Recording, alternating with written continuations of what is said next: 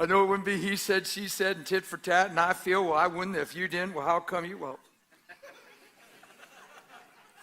see, because here's the thing, that little language I just gave, Jesus never taught us any of that language. You can't find it in his life. He never taught us. See, he's the teacher. He said, don't call anyone your teacher. You got one teacher. He's the Christ. And Jesus never taught us that language, but that's the language you grew up with, and that's the only language we've known. So where did we get it? Where did we learn it? Certainly not from him. So it shouldn't be normal to men once we get saved. Because now our eyes are shifted, and now we're going, oh my goodness, wait a minute. This is the author and giver of life. This is Jesus. He came to give me life and life even more abundantly. I'm going with him. So we lay down the old and we put on the new. We die to everything that was so we can live to everything he is. Come on, this is Christianity. Let's make sure we're not praying a prayer to catch a blessing. Let's make sure we're not just praying a prayer so our destination changes when the bell rings. Let's make sure we're in this thing for his name's sake. Let's make sure we're in this thing because we've been living for ourselves. And he said, look, if you're coming after me, you got to do something. It's critical. You got to deny yourself. Why is that important? Because you were never made for you. You were made for his image and his glory. You were made to manifest him and to walk in the light as he's in the light. You were never made for you. You were made for his great name. So Jesus never said pray a prayer to go to heaven. He said, if you come after me, you got to deny yourself, because if you don't deny yourself, you'll never pick up your cross. And if you don't pick up your cross, you're not following him.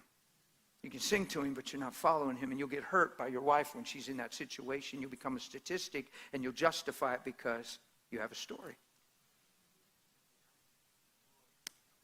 Wonder if Jesus thought that way. Wonder if in the 4 years you scuffled and pushed and heard conviction and fought it off, for the 7 years you kind of ran. Who ran from God? Anybody run from God? You knew the call and you just didn't go? Yeah? Wonder if the Lord would have grew weary in well-doing. Wonder if the Lord would have an attitude. Wonder if the Lord would say, you know what? Too late anyway, man. I don't even... See? Sounds hilarious when you put the Lord in there because we don't know him that way. But the reason it doesn't sound hilarious to us is because we've only known ourselves that way. But we were born into Adam, and you have to get born again. So I would love to see us just say, you know what? Everything I was before Christ can't be the truth.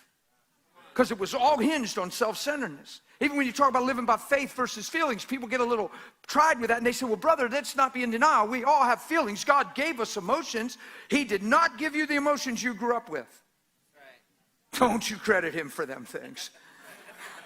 He did not give you the emotions you grew up. Adam gave you them. They're all hinged on self-centeredness. You didn't have to train and study to be angry. It came by instinct. You didn't have to learn to be disappointed and discouraged and frustrated. Come on, you didn't have to stay up late to master pride or jealousy. It came with the package of man thinking for himself instead of the kingdom.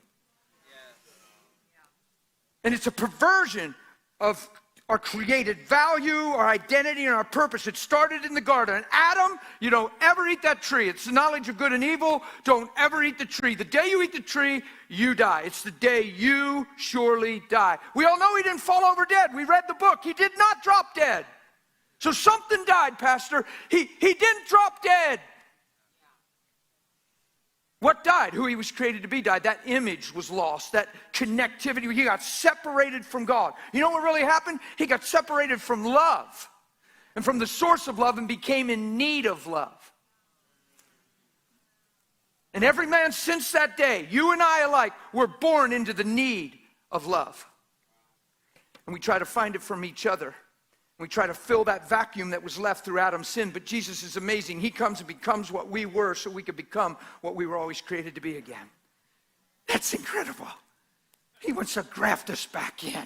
No matter where you've been, no matter what you've done, no matter how far off you were, he's hanging there saying, you just don't understand who you are, but I've known from the beginning.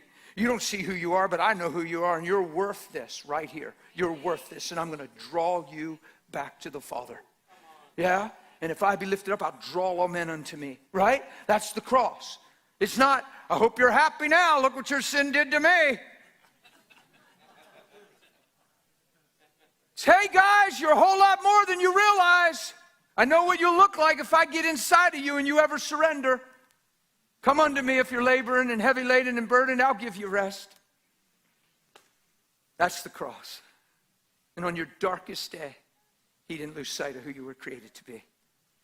And that's why Jesus in Matthew said to deny yourself, pick up your cross, and follow me. And guess what that's called? The body of. Look it up. It literally means the embodiment of Christ. The embodiment, the expression, the person of Christ revealed. Where does it come from? Denying yourself, picking up your cross, and following him.